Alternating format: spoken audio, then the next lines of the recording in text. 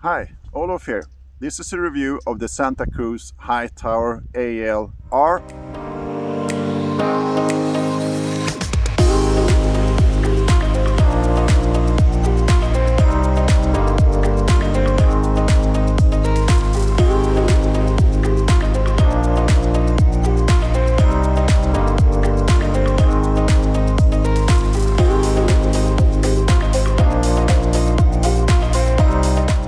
First, a big thank you to MTB Store in Gothenburg for lending me this bike to test. MTB Store has got a nice selection of brands including Kona and Specialized. They have also got loads of accessories, clothes and protection in stock. The Santa Cruz Hightower was revised in 2020, so this is a new model, and this is actually a 2020 model, not a 2021 model. There are some differences, one being the fork I think, and the brakes as well.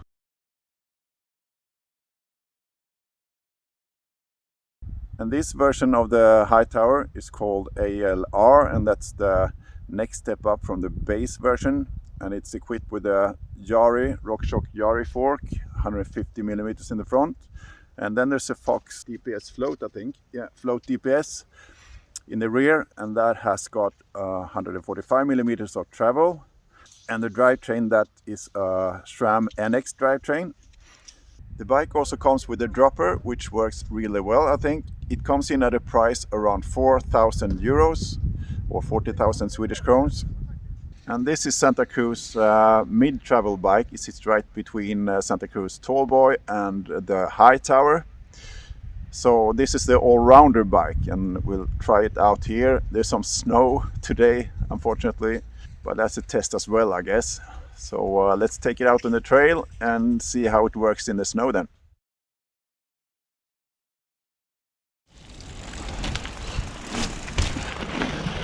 This is a 2-day test where the first day offered some challenging conditions with snow and slippery routes. These trails are slow and pretty gnarly in places, putting the bike's traction and low speed abilities to the test. The bike weighs around 16 kilos in this aluminium version, so it's not a lightweight. But I've learned that the design of the bike and the geometry often are more important factors to consider. I don't think most people ever will take their Hightower out in the snow, and maybe this type of riding isn't that applicable for how you ride your bike. But snow and deep mud can appear fairly similar. Snow is just not that messy, which is a plus. I've come to realize that most bikes that I test at this price point are very good bikes. There really aren't any bad bikes. It's more a matter of riding preference and what you want from a mountain bike. So, I will start by saying that this is an absolutely fantastic bike. If I owned one, I wouldn't look back, and it's a bike that probably will age well too and could be upgraded with other parts over the years. Not that the bike really needs upgrading. The parts that come with the bike are good enough. When I complain about things in this review, it really is about nitpicking and my personal preference. With us on this trail, our reference bike is a few years old Canyon Nerve, which leans more towards cross-country than the Hightower. The tires have got less grip, but the bike weighs way less. For this type of trail, the Hightower has got no advantage over the Nerve, not even traction-wise, despite the excellent Maxxis Minion DHR2s. I was a bit surprised there really. The Maxxis Minions are 2.4 inch wide, both front and rear, which sort of is my sweet spot for riding in Swedish wet and muddy conditions. But when the snow gets deeper, they fall short. Not even the Trek e-bike could handle that challenge though. Warm water.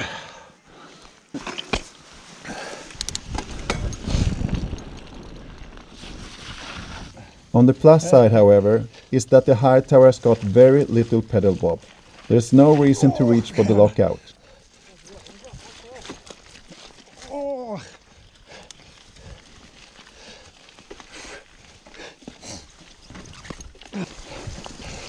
The bike works really well in these technical climbs. So lots of traction from these Maxxis tires.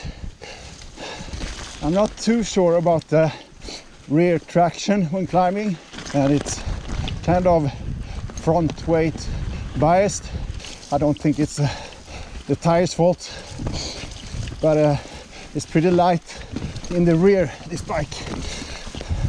Just a side note, it's nothing alarming, just something I thought I should mention. Oh.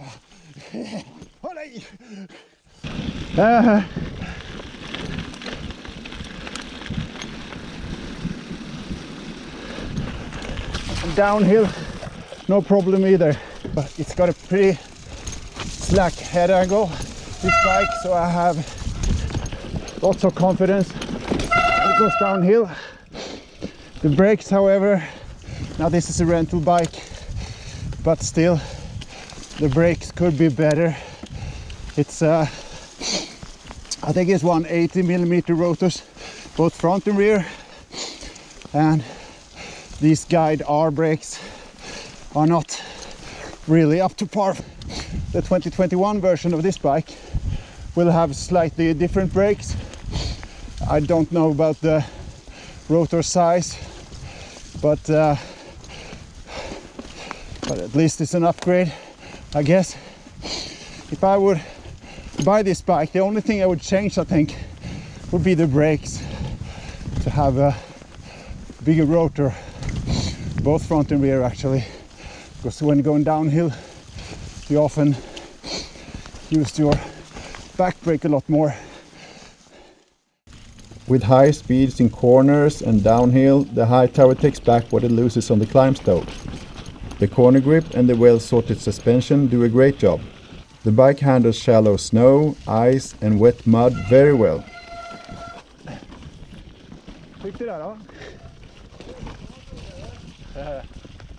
The 2020 version of the Hightower comes with SRAM Guide R brakes, which I've used before, and usually I find them enough, but not amazing.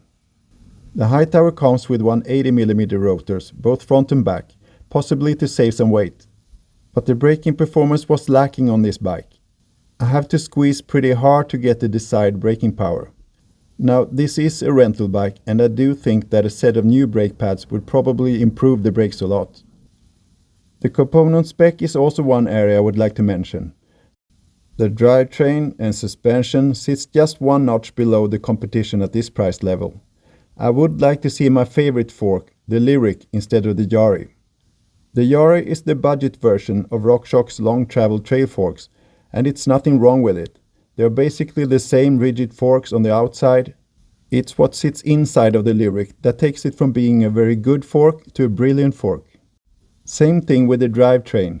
I really like the NX, but the GX is just a little bit crisper and lighter. For 2021, the Hightower will be fitted with the new generation SRAM G2 brakes. The G2 is replacing the Guide, which is now discontinued.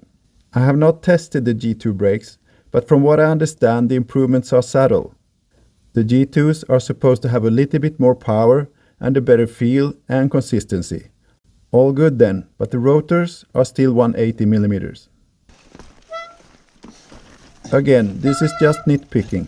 The package as a whole is what matters, and there are upsides in other areas such as wheels and tires. And the biggest upside of them all must be the lifetime warranty on the frame and bearings. That's part of why I think this bike is a keeper and is an excellent candidate for a bike to upgrade over the years to come. The geometry is about what is considered to be standard with today's modern trail MTBs. The chainstay is relatively short, which I personally like, and the head angle is a touch over 65 degrees. There is a flip chip tube by the shock to change some numbers to a degree. The reach is just above 470mm in size large, but I actually found the bike a bit on the smaller side. With my 185cm, size large is usually spot on. Perhaps the back swept handlebar is part of that explanation. I think if you're around 180cm tall, a large would fit perfectly. Setting up the suspension is relatively easy. I am by no means any suspension expert, but it took only a few tries to get it right. The only tricky thing was to see where that O-ring ended up on the shock. It sits awkwardly inside the frame and it's hard to reach.